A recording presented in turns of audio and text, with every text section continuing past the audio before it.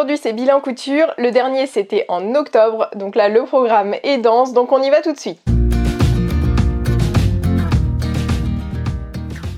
L'objectif de ce bilan, c'est de vous inspirer. On va notamment parler tissus dans ce bilan-là. Et puis je vous fais un retour sur les patrons que j'utilise, les points positifs, les points négatifs et les ajustements que j'ai pu faire. Notamment dans ce bilan, on va parler d'un ajustement de hauteur de taille.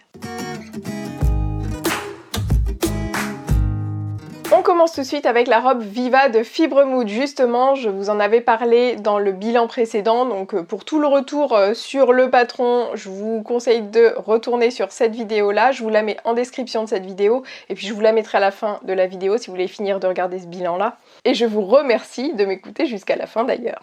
Donc dans ce précédent bilan, je vous parlais de ma version verte, je vous ai même montré le tissu que j'étais en train de découper, c'était de la broderie anglaise verte. Et j'ai choisi pour cette version de faire la version longue. La seule modification que j'ai faite sur le patron en taille 36, c'était de modifier la longueur des manches, j'ai enlevé 4 cm. Je voudrais juste faire un petit focus ici sur la broderie anglaise, la petite particularité que ça a apporté, en tout cas sur ce patron-là.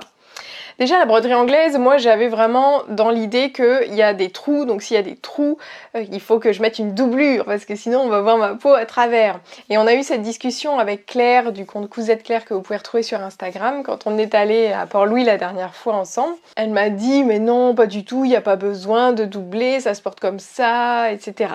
Alors effectivement ça dépend de la taille des trous, mais là dans ma petite broderie anglaise verte, je suis complètement d'accord avec elle, je l'ai cousu sans doublure et c'est très bien. Je mets des sous-vêtements couleur chair si je me sens pas de le porter comme ça, mais franchement ça passe nickel, surtout avec la belle ampleur qu'on a au niveau du fessier, etc. On voit pas du tout le slip. Pourquoi on parlait de ça? C'est parce que en fait c'est difficile quand on a une broderie anglaise d'une certaine couleur de trouver la doublure qui va être exactement de la même couleur. Donc pour en revenir à ma robe, là pour le col on avait besoin de thermocoller et donc forcément un thermocollant blanc ou noir ou quelconque que je vais mettre là par-dessus les trous, ça va se voir de l'autre côté.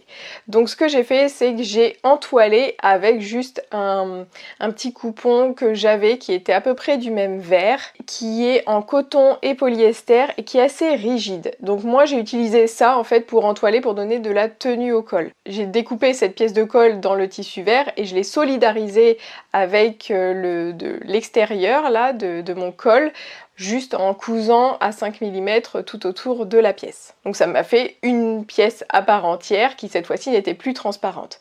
Et si ça n'avait pas été suffisant pour rigidifier le col, là on aurait pu appliquer un thermocollant qui ne se verrait pas sur l'extérieur, par contre il se verrait quand on regarde à l'intérieur. Je referme cette parenthèse sur la broderie anglaise. La robe Viva existe du 32 au 60 quand même, tout comme le modèle que je vais vous présenter juste après.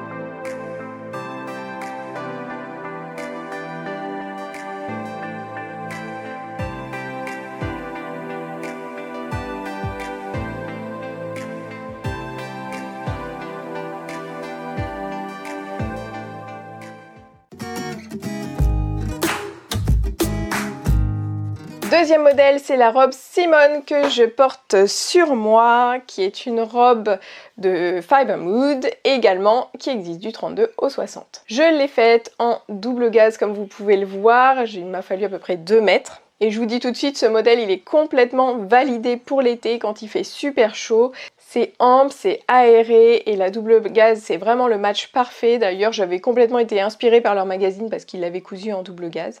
En ce moment il fait super chaud, il fait humide et je supporte très bien cette robe malgré le fait que certains diront qu'elle a des manches un petit peu longues. Justement moi je trouve que c'est tout l'intérêt de ce modèle parce que ça protège la peau du soleil. Et quand on vit au soleil et qu'on est assez exposé, il vaut mieux réduire l'exposition si on ne veut pas se retrouver avec plein de taches sur la peau. Je pense que ceux qui me suivent, qui sont de Maurice, de la Réunion ou des Antilles, vous comprendrez de quoi je parle.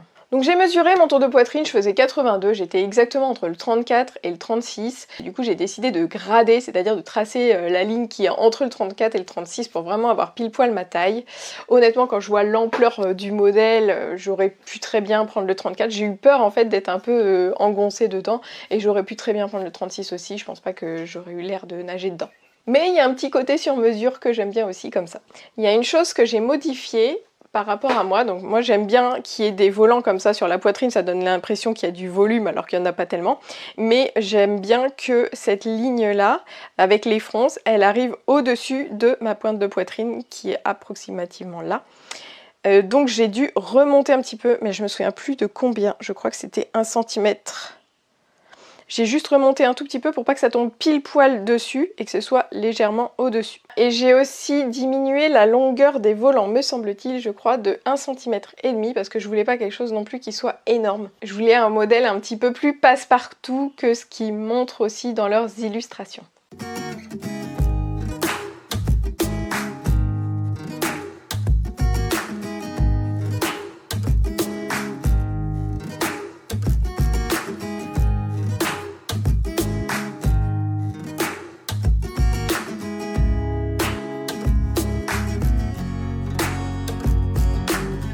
Donc ce modèle est facile à faire, donc moi j'y suis allée un petit peu comme ça, confiante on va dire.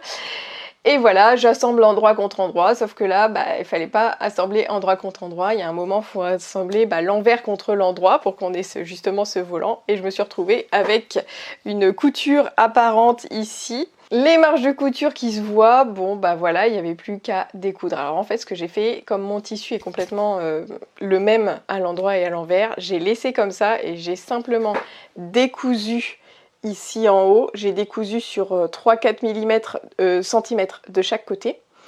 Et puis du coup j'ai décousu la couture et je l'ai refaite de l'autre côté. J'ai rabattu les marges de couture de l'autre côté, j'ai refait ma couture. Donc simplement sur les côtés, au lieu de tout redécoudre, en plus j'avais 3 épaisseurs cousues ensemble avec une ligne de fronce et tout. Donc c'était quand même un petit peu plus simple de faire comme ça. Vous avez pu suivre ces aventures sur Instagram. Si vous ne me suivez pas encore sur Instagram, je vous mets la référence ici et on passe au modèle suivant. Le troisième projet, c'est le jean California d'Atelier Scamit que j'ai fait en version short. J'ai fait toute une vidéo sur les ajustements que j'ai fait pour faire ce short, donc là je vous invite à aller regarder cette vidéo, je vous la mets en description de cette vidéo là. Mais je vous ai pas trop parlé du patron et notamment du tissu également. Le focus dessus, donc déjà Atelier Scamit pour les patrons, je vous en ai déjà parlé dans plein de vidéos, c'est des patrons qui sont très fiables, c'est une créatrice qui aime bien la précision et assez perfectionniste, donc on est sur quelque chose de grande qualité avec un tuto vidéo, donc là on peut pas trop se planter. Ce que j'ai bien aimé aussi, c'est que au niveau de la ceinture, il y a des repères qui sont absolument nickel et donc on peut pas se tromper entre droite et gauche. J'ai trouvé ça mais tellement appréciable parce que des fois on se prend la tête sur dans quel sens on le met, on perd le fil, etc. Là c'était clair jusqu'au bout et j'ai pas perdu de temps, c'était chouette. Là où la créatrice ne peut pas nous aider, c'est justement pour adapter son patron à sa morpho. Donc là je vous invite à regarder la vidéo que j'ai faite sur ce sujet. Ensuite, je n'avais pas de fil jean, donc c'est ce fil épais qui nous permet de faire des jolies surpiqûres quand on fait un jean. Donc moi j'ai utilisé un fil normal de couleur ocre. Alors c'est quand même la bonne couleur, mais c'est pas l'épaisseur qui est requise. Honnêtement, ça va quand même. Donc je vous le dis pour que vous vous rendiez compte, si vous aussi ça vous arrive de vouloir coudre un jean, de ne pas avoir les fournitures nécessaires sous la main. Il faut savoir que j'ai essayé d'aller en acheter ici à l'île Maurice, j'en ai pas trouvé aux merceries où je vais d'habitude. Parce qu'ici, c'est pas vraiment ce qui cousent en fait. Les jeans, c'est pas vraiment quelque chose qui est cousu ici par les gens. Ils cousent plutôt des tenues légères, des robes ou des robes de cérémonie, etc. Alors un mot sur le tissu que j'ai utilisé, c'est un tissu qui avait une histoire parce que c'est un tissu qui nous a été laissé au Club Couture par Véronique qui a quitté l'île Maurice et qui venait le vendredi coudre avec nous et elle nous a laissé ce tissu qu'elle avait pris le temps de tout découdre parce qu'elle avait fait un panier pour son chien qu'elle ne voulait pas emporter. Et c'était marrant parce que ce tissu avait un énorme trou en plein milieu, c'est une sombre histoire d'incendie qui a été évitée au dernier moment je crois. Donc il a fallu placer les pièces en dehors de ce trou-là et je pense que j'aurais pu placer des pièces du pantalon carrément. Là pour le short ça rentrait nickel. En tout cas je remercie Véronique pour ce tissu, il était très chouette. Donc c'est un jean qui n'est pas du tout extensible, il n'avait pas d'élasticité. Et c'est ce que je voulais. Il faut savoir, donc pour la petite parenthèse tissu ici, pour le jean, vous pouvez avoir un pourcentage d'élastane dans votre jean qui vous permet comme ça, même si vous avez un jean assez moulant, de pouvoir bien bouger sans être trop serré. Là, le jean n'était pas super moulant, à part en haut, finalement il est très large. Donc moi je voulais quelque chose, un jean sans élastane, ce que je préfère quand il n'y a pas d'élastane. La créatrice nous donne vraiment les indications par rapport au patron en fonction de notre tissu. Je m'explique, c'est-à-dire que quand vous prenez un jean qui n'a pas d'élastane, vous allez prendre votre taille à peu près normale. Mais si vous prenez un jean qui a de l'élastane, elle vous conseille de réduire, si vous êtes entre deux tailles, de prendre plutôt la taille d'en dessous, parce que justement il va falloir que votre pantalon vous moule bien, vous serre quand même, et vous aurez quand même les mouvements possibles. Le jean, même s'il n'a pas d'élastane, de toute manière, va un petit peu se détendre. Et c'est ce que m'avaient dit des vendeuses du magasin Levi's quand j'ai acheté mes pantalons là-bas. Elles m'avaient dit, il faut prendre. Mais j'étais dit, c'est trop serré, c'est trop serré. Elles m'avaient dit, non mais ça va se détendre. Effectivement, ça se détend. En plus, on va pas le laver à chaque fois qu'on le porte, souvent le jean. Et donc, plus on le porte, plus il va être un petit peu détendu. Donc c'est normal quand on le coud qu'il soit quand même bien ajusté.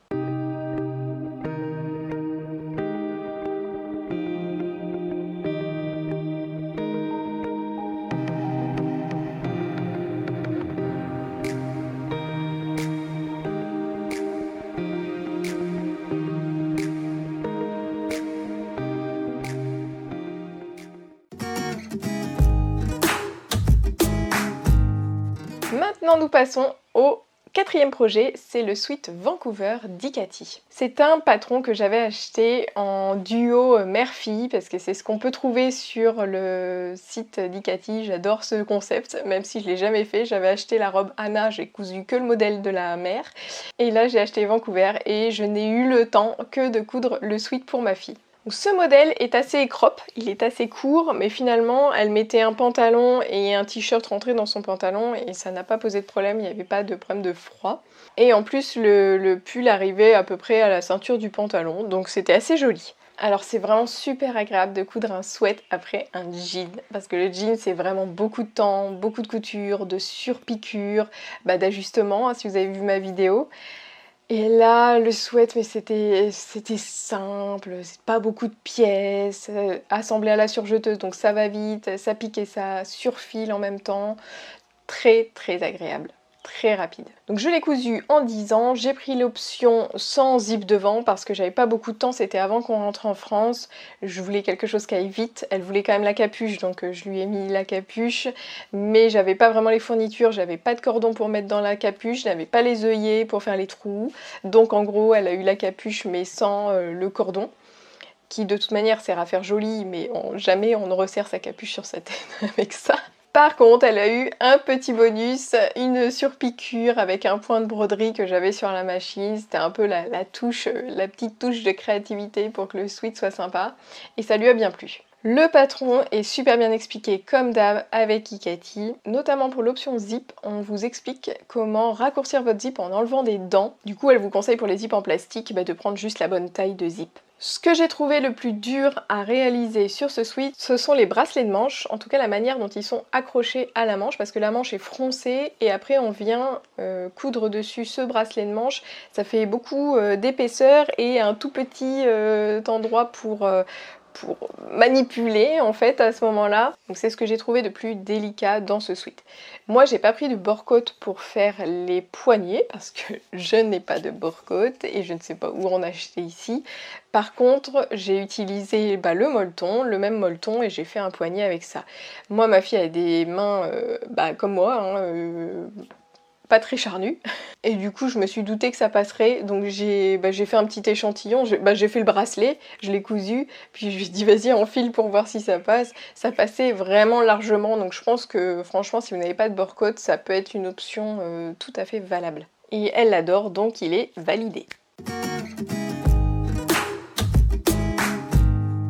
Le 5e projet, c'est la robe Sam de Sophie Denis. J'avais envie de quelque chose de super simple et j'ai trouvé que sa robe là, elle est juste nickel. J'aime beaucoup le modèle, très très sobre, rapide à faire parce que comme pareil que le sweat, j'étais un petit peu dans la course du temps avant de partir en France. D'ailleurs, je vous l'ai partagé sur Instagram le jour de Noël, puisque je l'avais porté le jour de Noël. C'est la première fois que je testais ces patrons. Il est disponible du 32 au 58, donc large gamme de taille. Et j'ai utilisé le même molleton que pour mon sweat Vancouver, puisque c'est un grand coupon que j'avais eu à la fermeture d'une usine. J'avais rencontré la dame qui fermait son usine et je lui avais racheté son gros coupon de molleton. Là, il m'en reste encore, hein. Vous allez peut-être le voir dans des prochains bilans couture. Donc je ne sais pas si vous connaissez cette marque de patron, mais son slogan en gros c'est "La taille n'est qu'un détail", et ces patrons, en tout cas celui-ci c'est sûr, je ne sais pas si les premiers elle faisait pareil, je crois qu'elle est en train de les refaire, mais en tout cas les derniers qu'elle a sortis, ils sont dispo en 3 statures, donc on a 1m60, 1m68 et 1m76.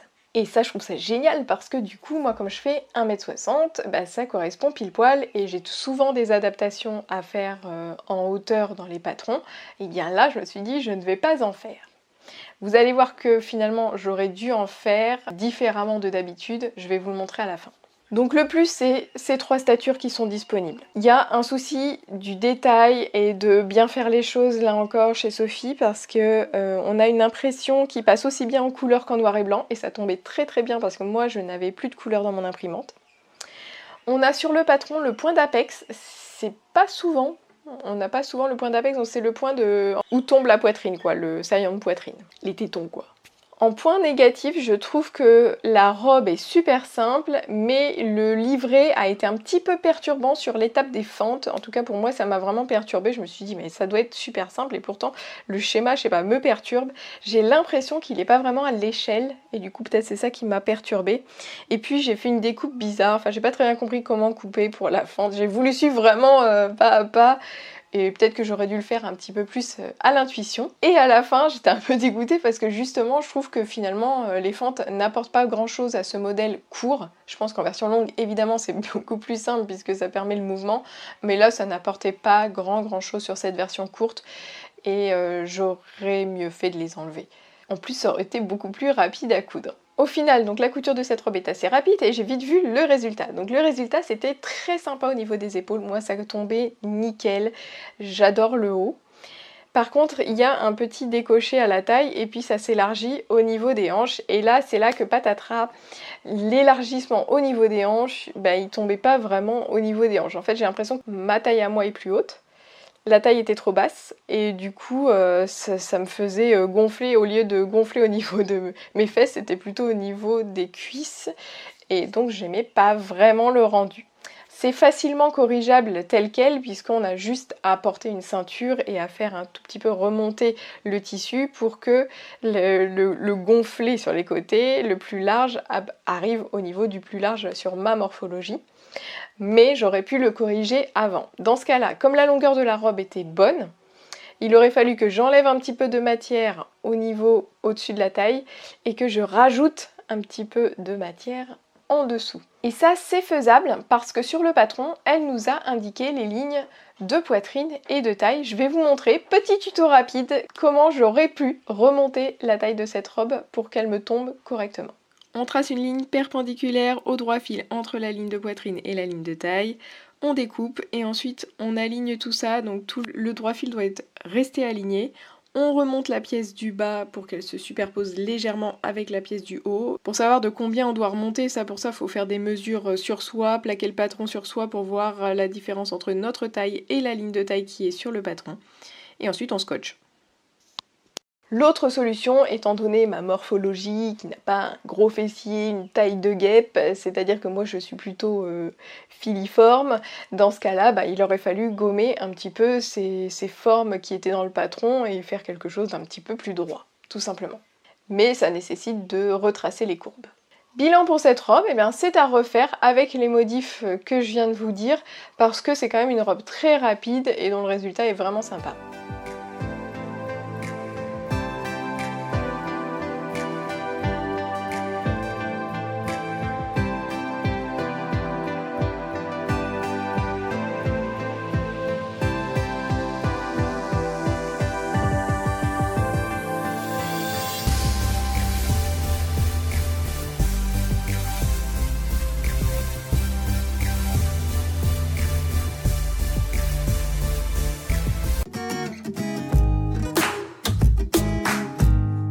Et enfin, je vous parle de ma robe Camille de Pauline Alice. C'est un patron que j'avais acheté l'année dernière quand j'étais à Paris à Noël.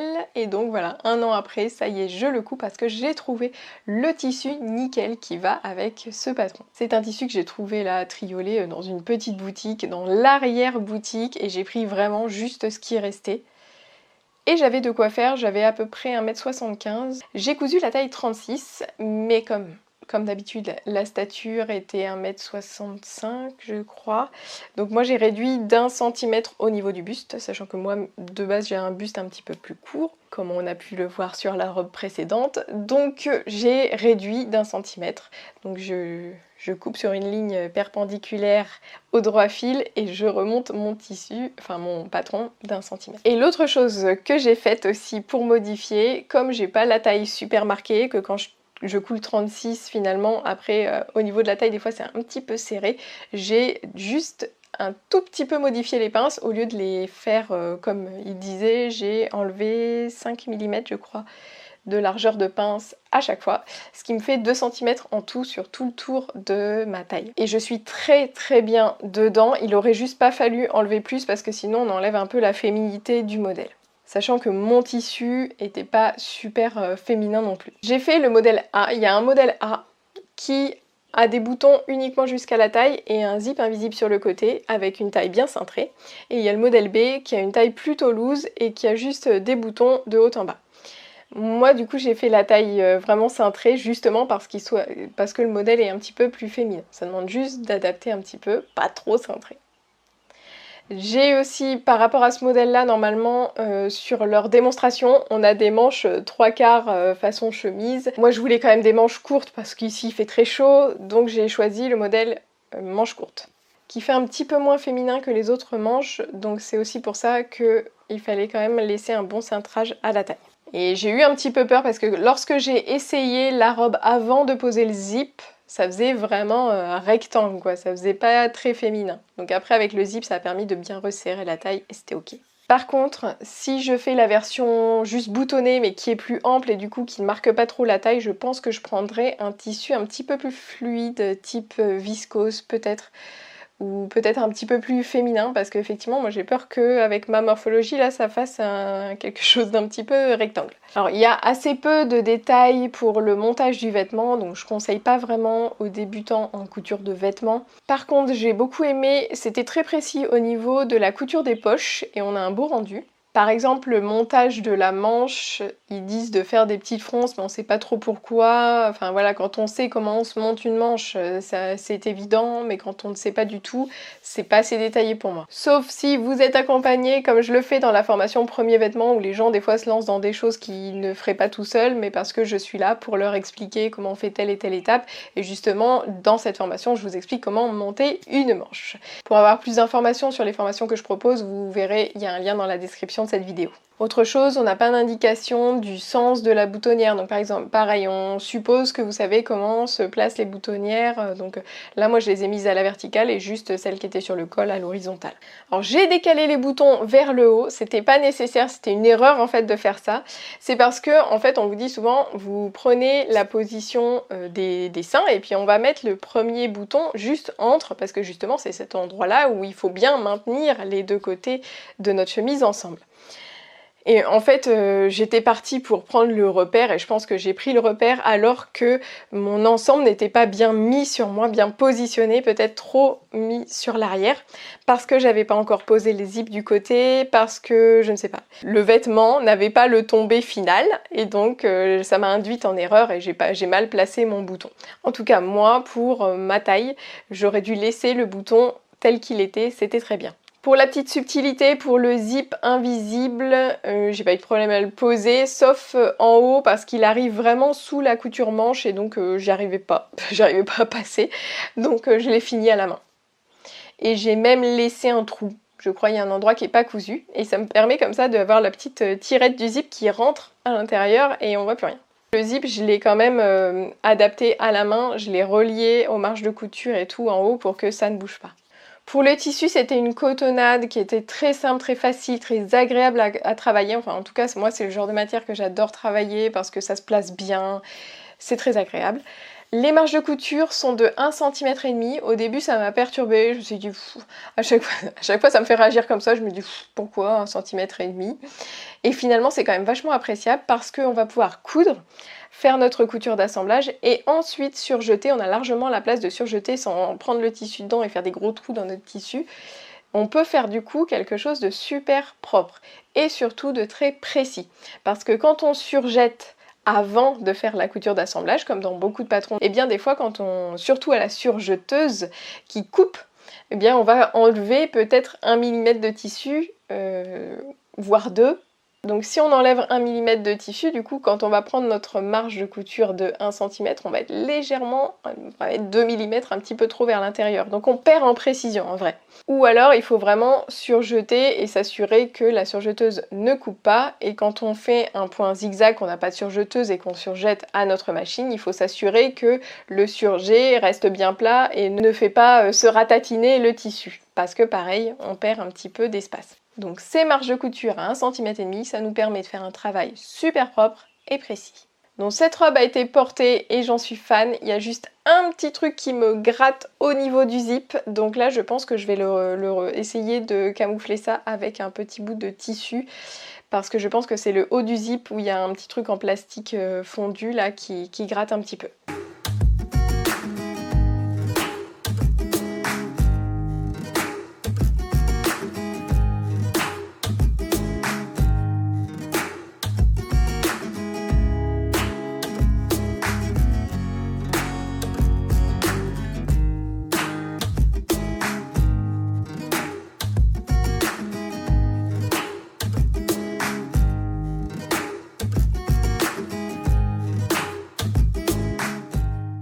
Si ce bilan couture vous a plu, mettez un petit pouce vers le haut, n'hésitez pas à m'envoyer un petit commentaire si vous avez été inspiré, s'il y a d'autres choses qui pourraient m'inspirer, si vous avez des remarques sur ce que vous avez vu, ou juste si vous voulez me dire un petit coucou. J'adore lire vos commentaires et je réponds à tout le monde.